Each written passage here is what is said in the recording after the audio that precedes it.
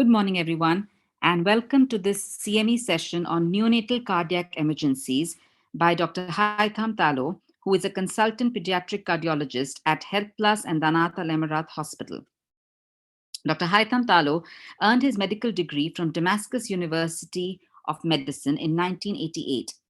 Since then, he has worked for over 25 years in many leading medical organizations and institutions in the USA after completing his pediatric residency in Cleveland Clinic Foundation, Ohio, USA, and his pediatric cardiology fellowship training at Johns Hopkins Medical Institute, Baltimore, USA. He has an immense experience of working in the USA, UAE, and Syria, and has also worked at Sheikh Khalifa Medical City in Abu Dhabi since 2006. He has a keen interest in clinical cardiology and non-invasive cardiac imaging, especially echocardiography. So we are very, very happy and proud to welcome Dr. Haitham Talo, who will be taking us through neonatal cardiac emergencies. And I hand over the mic to him. Dr. Talo. Thank you very much, and good morning to you. I truly appreciate your nice introduction. I hope everyone enjoys this talk on a Friday morning, and I hope it will be beneficial to everyone, and I'm more than happy to take questions after the lecture is given. So I chose this topic because I tend to have a lot of interest in dealing with neonatal cardiac cases, and I think it's one of the most challenging cardiac cases that you will encounter. And I think having reminding everyone of different important aspects about caring for neonates with cardiac issues is always helpful to avoid missing cases or mismanaging cases of neonates with congenital heart lesions. So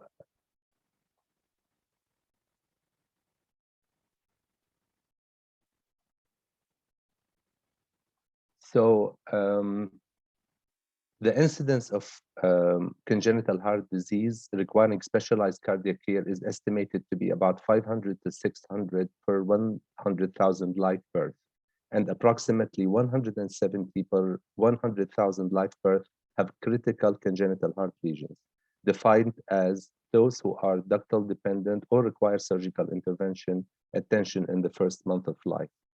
So we try to be well prepared for cases of neonates with congenital heart lesions, and that's why a lot of emphasis has been put on trying to diagnose patients ahead of time in the prenatal period to detect any congenital heart lesions. However, most studies have suggested that in the best of hands and the best centers, not more than 60% of cases can be diagnosed prenatally, and still there are cases which are born and carry congenital heart lesions that have not been detected on prenatal echocardiography.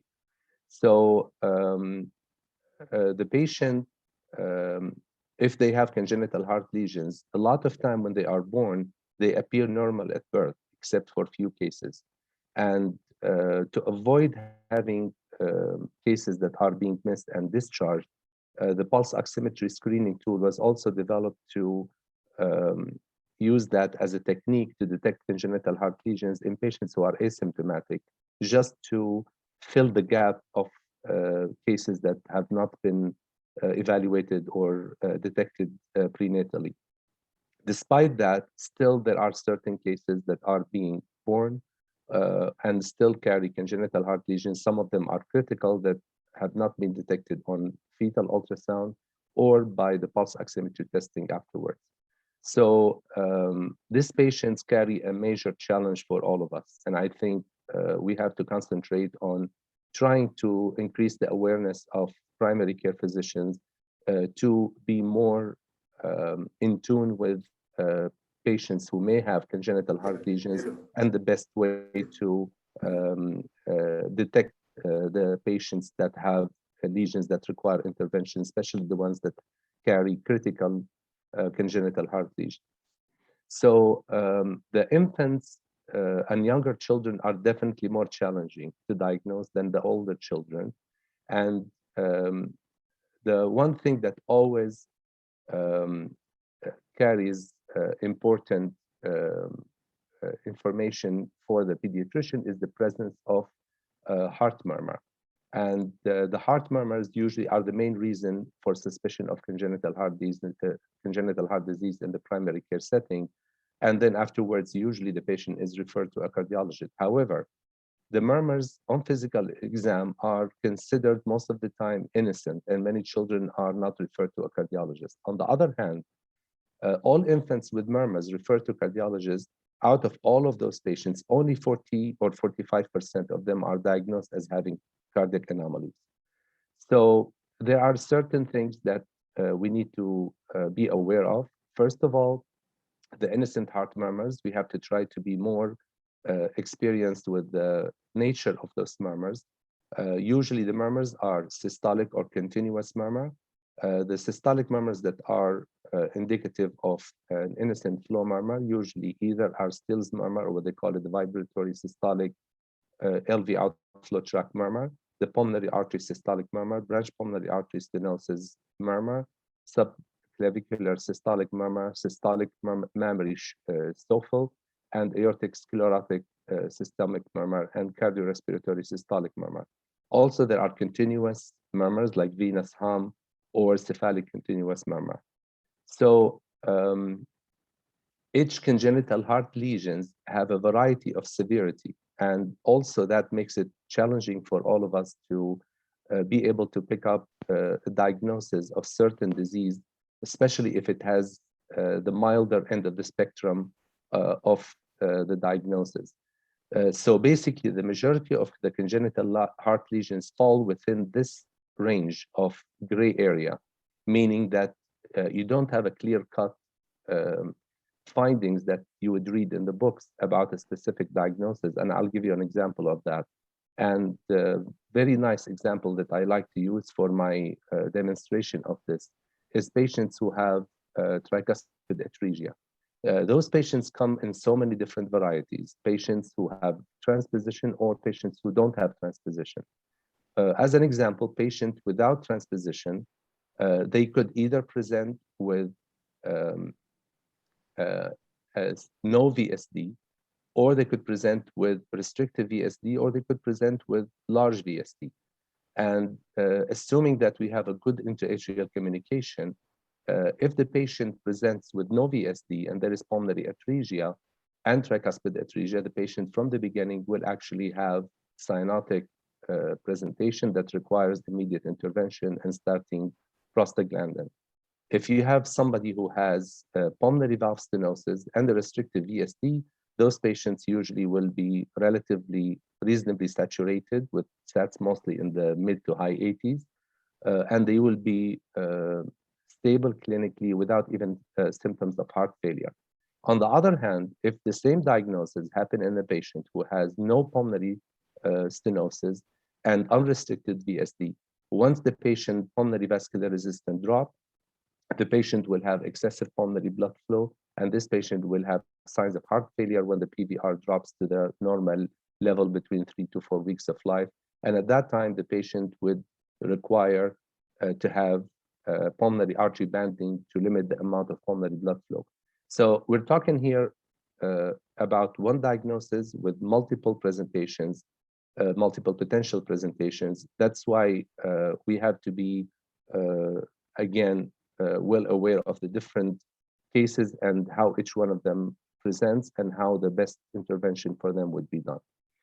Another example are patients with the trilogy of Fallow. We can have a spectrum of cases ranging from pink death with a patient who has very mild RV outflow tract obstruction with saturations in the 90s without visible cyanosis, to a patient with moderate pulmonary valve stenosis with acceptable saturations in the high 80s, to patients who have pulmonary atresia that once the PDA closes, the patient actually will have severe cyanosis that requires a BT shunt after the prostaglandin is instituted.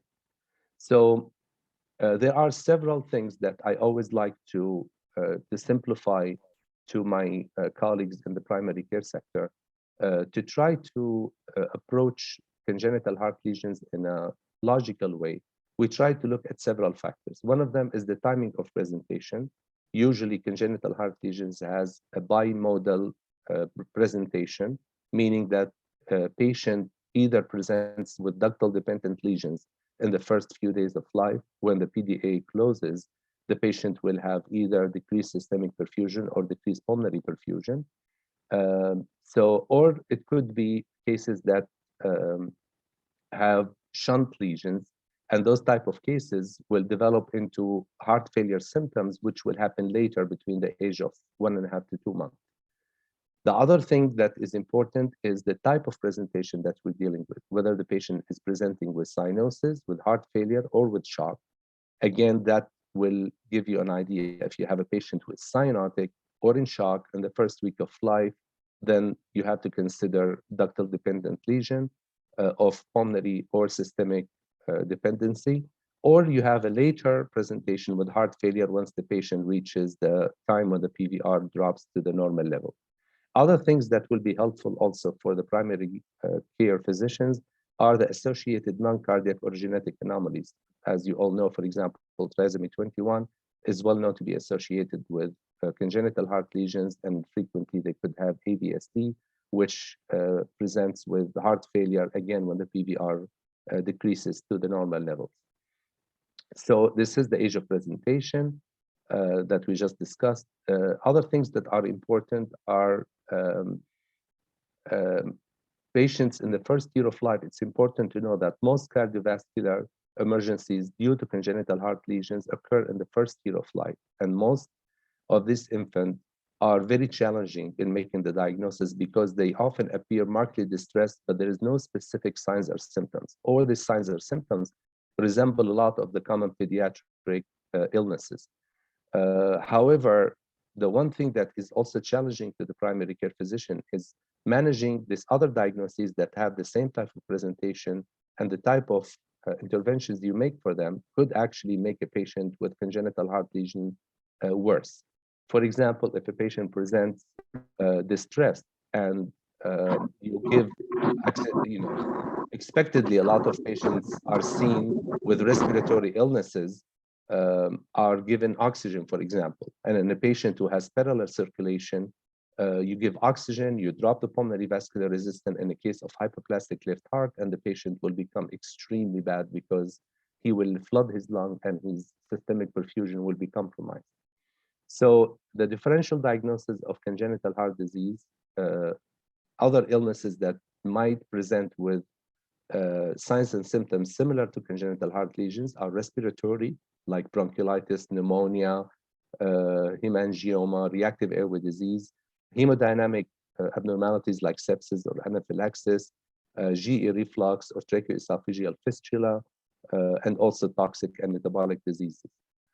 There are few statements that I always concentrate on and try to raise the awareness of my colleague about it, is babies with congenital heart disease are seldom critically ill immediately after birth. And usually problems with ventilation are almost always the cause of respiratory failure. And usually the management of those conditions most of the time relates to respiratory illness. So that's another challenging thing, that the patient, again, congenital heart disease doesn't always present critically ill, and we always have to think about respiratory illnesses first. The other thing that's important is there are certain issues that we need to concentrate on in our examination and history taking to identify whether the patient has congenital heart lesion or not. One of them is history of poor feeding for several days. This patient may have congenital heart disease, especially the ones that requires that causes heart failure. Also, absence of fever. If the extremity, upper extremity blood pressure is elevated and the lower extremity blood pressure is decreased, or there is absent lower extremity pulses. If the oxygen desaturation is out of proportion and of what is expected based on the physical examination, abnormal femoral pulses, signs of congestive heart failure, or abnormal cardiac examination, especially if the patient has one of those type of murmurs. Those murmurs are considered a high suspicion murmur for presence of congenital heart disease, including pansystolic murmur, if the intensity is greater or equal than 3, if the point of maximal intensity at the upper left sternal border located in the upper left sternal border, if you have a harsh quality murmur, if you have an early mid-systolic click or abnormal second heart sound. So in a patient who is critically ill, many of these findings are present and intensified. And any murmur should raise suspicions for congenital heart disease in patients who present with tachypnea and or shock. And the presence of one of those 6 cardinal signs that we just talked about, the type of murmurs that we just mentioned, or the abnormal second heart sound, should increase the suspicion of the presence of congenital heart disease and should lead to an immediate pediatric cardiology consultation. Now, the type of cardiovascular presentation is important. If the patient has cyanosis with increased pulmonary blood flow or decreased pulmonary blood flow, if the patient has is acyanotic, usually those are the ones who are shunt lesions like VSD or AVSD, or if they have left-sided obstructive lesions like hypoplastic left heart or coarctation of the aorta. Now, the pink child in respiratory distress suggests acyanotic congenital heart disease, like left to right shunting, for example. Blue cyanotic child in little respiratory distress suggests right to left shunting or mixing lesion. A patient who is gray and shocky suggests left-sided obstructive lesion. So this is, again, another simplified classification of patients who have cyanotic or acyanotic lesion. If you have a cyanotic lesion and you have decreased pulmonary blood flow, we should consider cases like tetralogy of Fallot, tricuspid atresia with severe stenosis of the pulmonary valve or pulmonary atresia, Epstein's anomaly of the severe nature, severe pulmonary valve stenosis, or pulmonary atresia with PSD, patients with increased pulmonary blood flow, transposition of the great arteries, common arterial trunk, or total anomalous pulmonary venous return. In acyanotic lesion, you could have either left heart obstructed lesion, like coarctation, aortic stenosis, or hypoplastic left heart, or cases who have left to right shunting, like PDA and VSD. But those patients typically, with this type of presentation, they will present later in life, not in the first few days of life. Now, patients with increased pulmonary vascular bed, again, are listed in this table. Decreased pulmonary vascularity in congenital heart lesions, again, is listed in this table, as we just talked. Now, when you combine the age subcategory along with the type of presentation, then you can narrow down your differential diagnosis. So in the first month of life, you have 2 types of lesions, usually lesions requiring the ductus to perfuse the pulmonary flow, or lesions requiring the duct to perfuse the systemic blood flow. And those are, in the first category, the tricuspid atresia, pulmonary atresia, tetralogy of Fallot with pulmonary atresia, and so on. And in the systemic lesions that require ductal patency are cases like critical coarctation, critical aortic stenosis, aortic atresia, interrupted aortic arch, and so on. You have also cases of pulmonary venous obstruction like TAPVD, excessive left to right shunting like truncus arteriosus, or increased arterio venous pressure difference like in AV fistula. Now, when you have a later age presentation between 2 to 6 months of age, usually this is secondary to decreased pulmonary vascular resistance. And those are the cases that are shunt lesions like ventricular septal defect, AVSD, large ductus, and unobstructed TAPVD. Or you have cases that you have coronary circulation dependent on the pulmonary pressure. And when the pulmonary pressure drops to the normal levels, then the coronary perfusion becomes compromised and the patient will develop heart failure secondaries to severe LV dysfunction. And this is the clear example is L kappa. Now, at any age, patients could present with acquired heart disease like myocarditis or idiopathic cardiomyopathy or pericarditis or a cardiac tumor. or arrhythmia also could be implicated in any age, like patients presenting with SVT or complete heart block. Now, there are three major um, uh, things that present with cyanosis um, that we need to be aware of.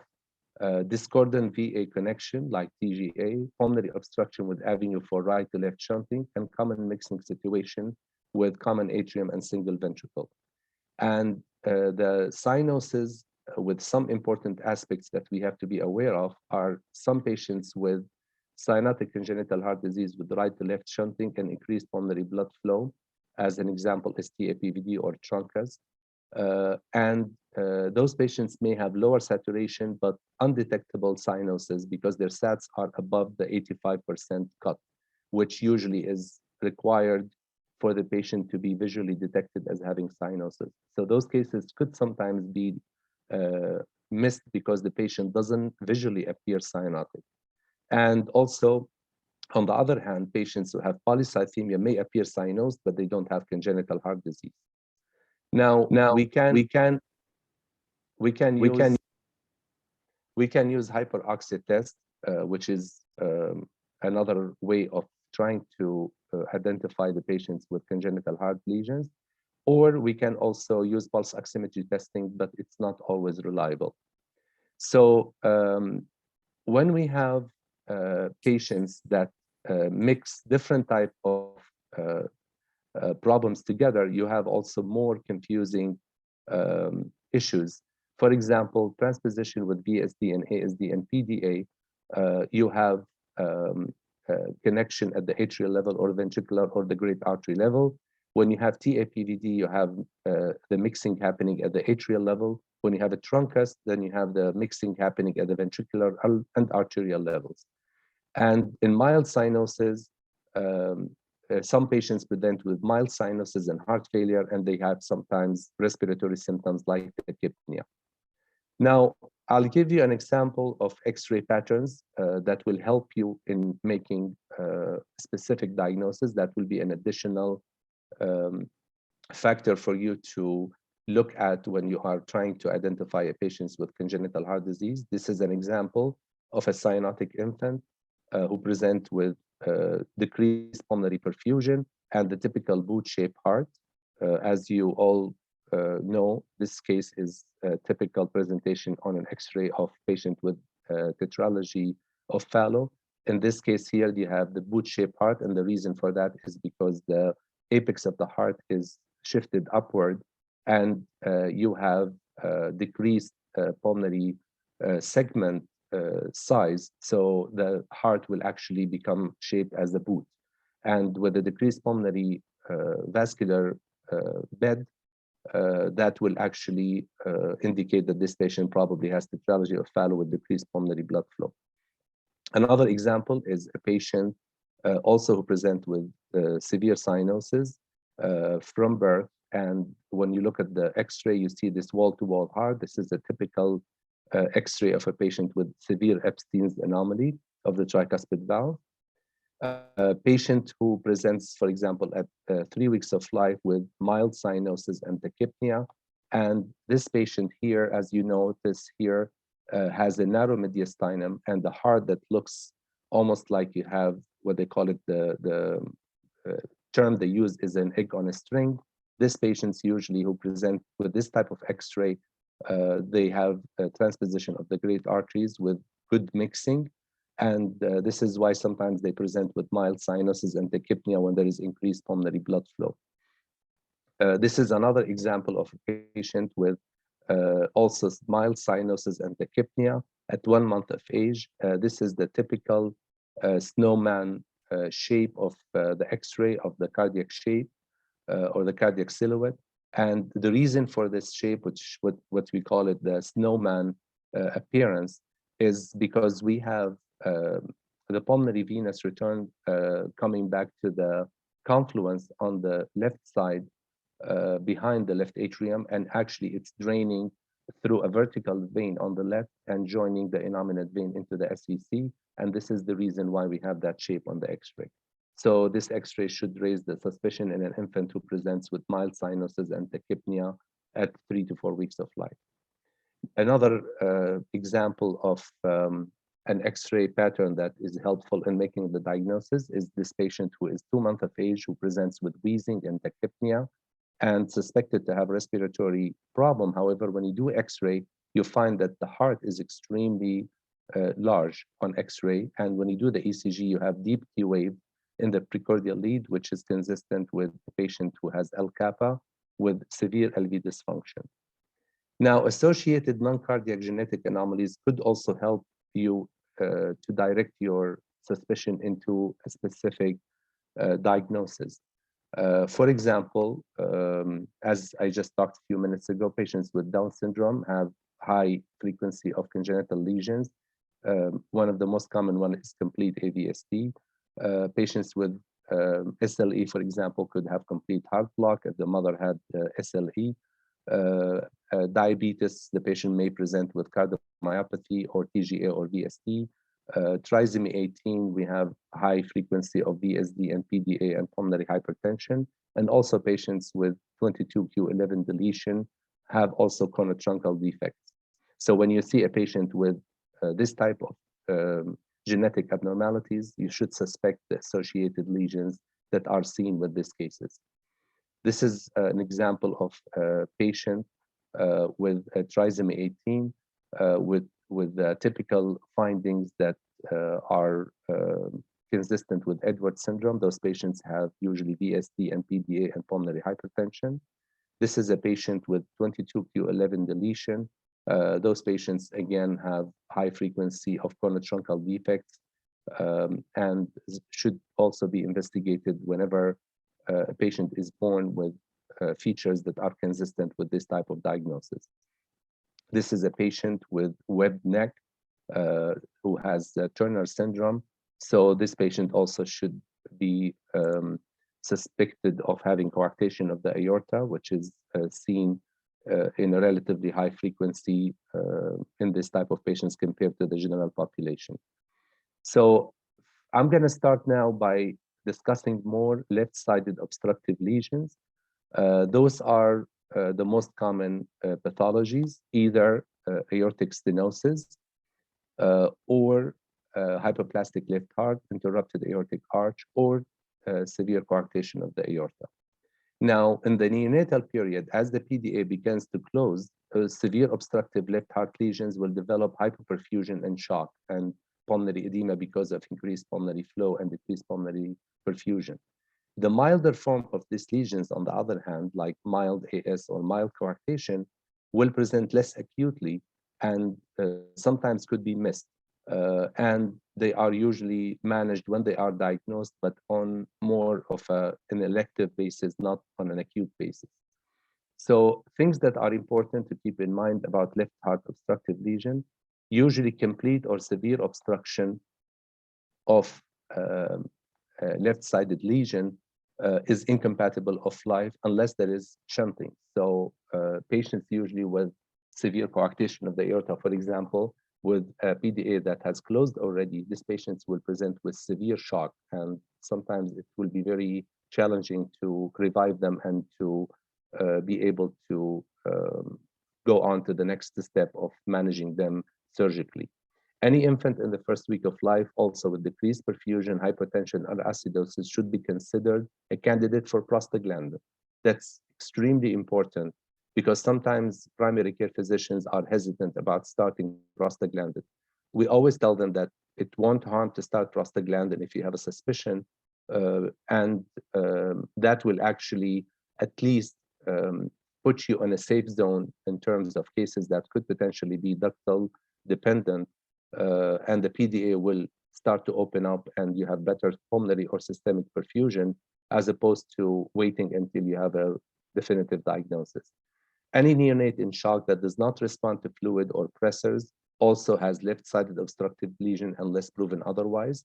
And cardiovascular collapse in the first month of life is the left-sided obstructive lesion unless proven otherwise. Those are very important statements that I hope that you will keep in mind when you manage your patients. In terms of management, the management depends on several things. Depends on the prompt and accurate diagnosis, on instituting the proper and appropriate therapeutic measures, and afterwards, when the patient is stabilized, referring to a specialized treatment center if necessary.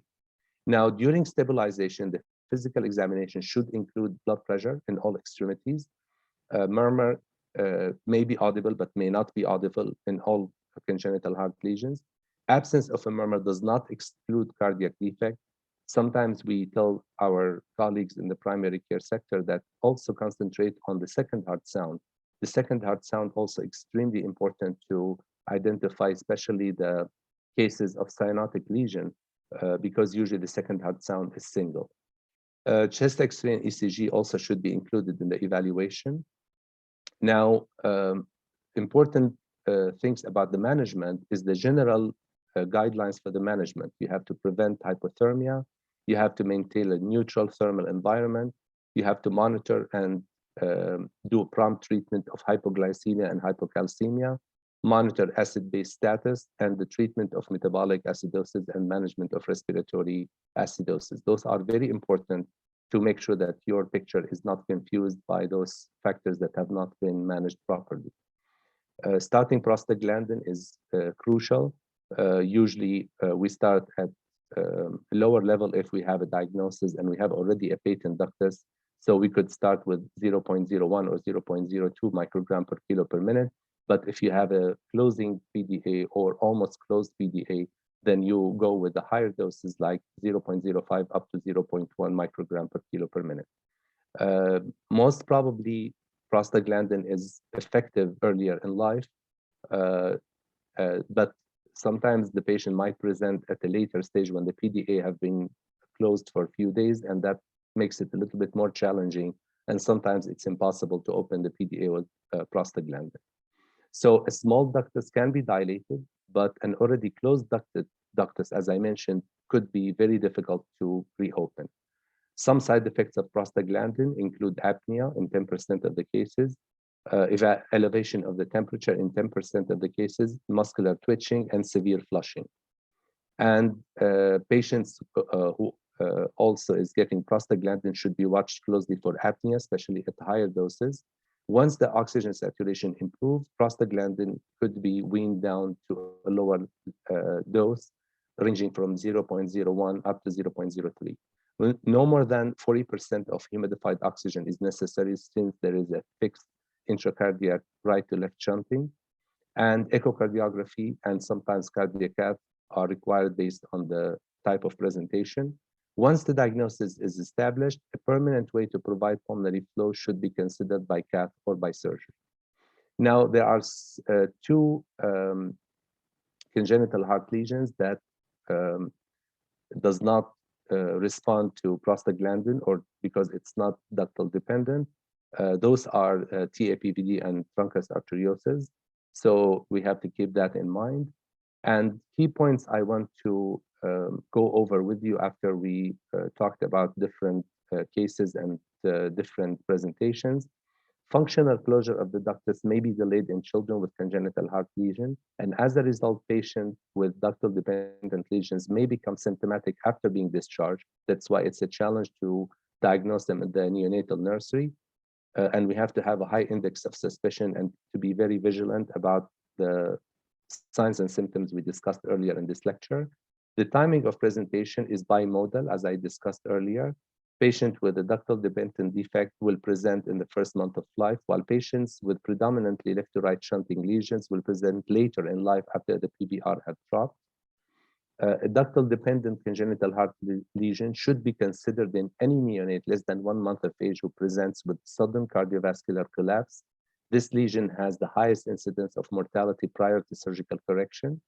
The decision to initiate prostaglandin should be based on clinical finding and high index of suspicion of ductal dependent lesions. So please do not delay initiation of prostaglandin in case that is highly suspicious of ductal dependent congenital heart lesions.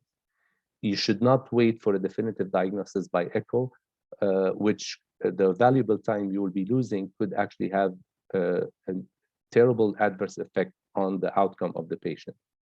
The diagnosis of congenital heart disease should be considered in any infant less than 1 year of age who presents with cyanosis, tachypnea, or shock, and suspicion should be enhanced by the history, beside the other things we talked about, of poor feeding and poor weight gain, absence of fever, auscultation of a murmur, hepatomegaly, cardiomegaly on a chest X-ray, or abnormal ECG, especially the presence of left axis deviation, atrial enlargement, or ischemic changes.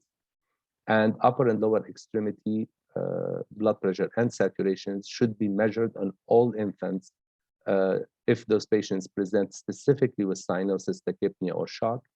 Moderate to severe congestive heart failure in infant with heart disease, usually they have a history of less than 3 ounces of formula per feeding or greater than 40 minutes to finish feeding.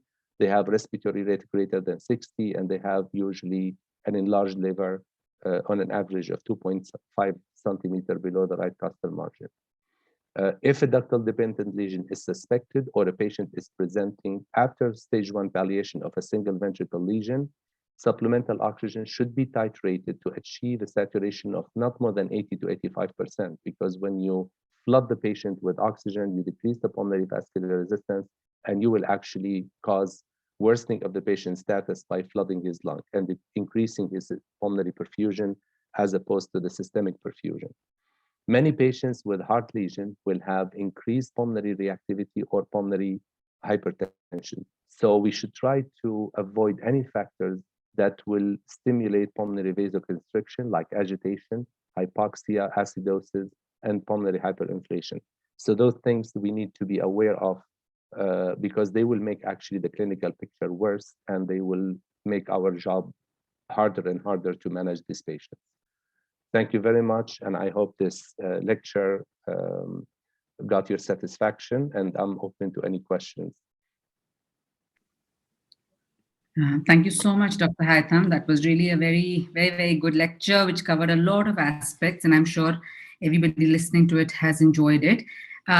We haven't had any questions posted in the chat box yet, but there's a comment from Dr. Chandrakala Sarda, excellent presentation. So there you go. And so I just had one question, and I know you've addressed it in the presentation, but just to recapitulate for me as an OB-GYN, when we delivered a baby and the pediatrician picks up a little bit of a murmur, and parents obviously tend to get very, very worked up even when they are told of any minor thing, even though it might be a normal variation. How do you propose we counsel them, or is it okay for them? Because sometimes they're told to wait and come back for an echo much later. As I mentioned before, there are certain types of murmurs. Not every murmur should raise the concern, but there are certain types of murmur that, which the ones that I listed in the lecture, that will make our suspicion level increase, and those are the ones that will probably require to have more of an acute assessment before the patient is discharged. To be honest, it's probably our goal is to make sure that we evaluate every patient with a heart murmur before being discharged. That being said, is the limitation for doing this in terms of numbers and availability and this type of factors that go into the decision making makes us become more and more interested in looking at the factors that will make that murmur more suspicious.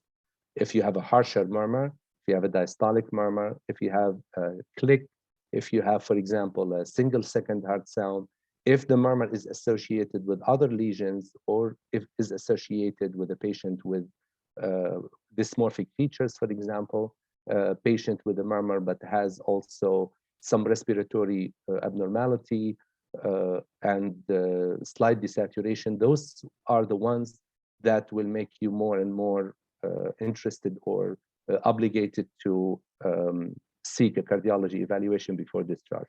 But I agree with you that not all these cases that come to the neonatal nursery or ICU definitely require cardiac intervention, and definitely you will leave this to the discretion of the primary care physician and the NICU team. Okay, thank you so much. Yes, it's good. It's good to know, so we can reassure the parents that If they've been asked to just come back in 6 months or a year, that means most likely it's nothing serious. Otherwise, they would have had a full evaluation before discharge. Yeah. Typically, to be honest with you, if we have a murmur, a lot of time we are more vigilant about this, and the patient either is referred as an outpatient, so the family is told to be seen in the first week or 2 weeks of life to avoid any potential cases that have been missed, who either don't have murmurs or have very soft murmurs, which we talked about. For example, TGA patients, actually, if they have good mixing, they may have barely any heart murmur.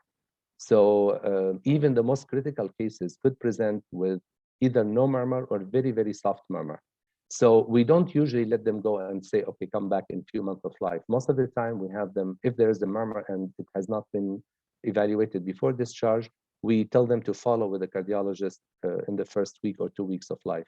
And most of the time the patient would have been seen by their primary care physician before they come to see me. Sometimes the case the consultation could be canceled because the primary care physician felt that this murmur that was heard initially is not heard anymore, and the patient is doing well, which is completely fine. But definitely, yeah, we try to either catch those patients before discharge if there are some worrisome signs, or see them in the first week or 2 weeks of life. Okay, thank you so much for clarifying that. Okay. There's a comment from Dr. Sridhar. Thank you, Dr. Talo, for an excellent presentation. And Dr. Hiam wants to ask, to what limit anomalies on ultrasound antenatally can help in detecting CHD? If you look at all congenital heart lesions, all of them, if you look at the accuracy of detecting lesion, is first of all, it's very operator dependent. So when you have certain protocols followed and you have a proper experienced technologist and fetal medicine scanner, usually a lot of these problems are avoided by having a proper scan done. So typically what happens is the patient will have the routine scan done, and there are certain images that has to be obtained for the heart as part of the total scan done for the infant. And usually it's the 4-chamber view, for example, the outflow tract, to make sure that you're not missing any obstructive lesion on either right or left side. If a suspicion is raised, then a fetal echo is done. If we're looking at everything being done properly, still the maximum percentage of picking up a lesion, all lesions, is about 60%, 50 to 60% in the best hands. But if you're talking about critical congenital heart disease, usually the accuracy will go up to 90 to 95%. Still, there are certain lesions that are extremely challenging, no matter how experienced the person doing the scan is prenatally. One of those cases is coarctation of the aorta, because the patient will have a wide open ductus naturally when they are, during fetal life. So sometimes you could have an arch that looks widely patent, but after the infant is born, the PDA closed, there is a shrinkage in the area where the PDA originates from the descending aorta, the patient will develop coarctation. So this is one of the most challenging diagnoses to be made prenatally. The other one is total anomalous pulmonary venous return. Those are also very difficult. I remember there was one study from the US. I think all cases from one of the states in the US, all cases of TAPVD were not picked up by fetal echo. I think partially it was because of the limited experience of the people who did the scan, but also because it's challenging, given that the pulmonary vascular bed receives minimum amount of blood during fetal life. So this is the reason why you would have really hard time picking up total anomalous pulmonary venous return during fetal life.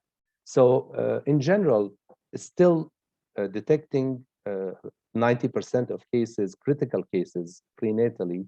This is by itself is an extremely good reason for concentrating on fetal scanning and fetal echocardiography.